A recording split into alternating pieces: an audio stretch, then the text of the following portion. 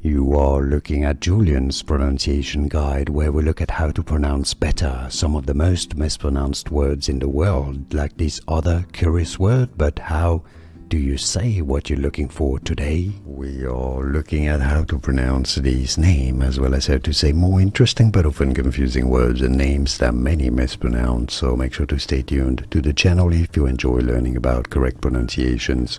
For reference, in Greek it is said as Astraea, Astraea. Therefore in English it is said two different ways, Astraea or Astraea. More often than not, in English it is said as Astraea, but it can be said also as Astraea, from Greek Astraea. And now you know more videos here on how to pronounce more confusing words. Like and subscribe if you found this video useful. Thanks for watching.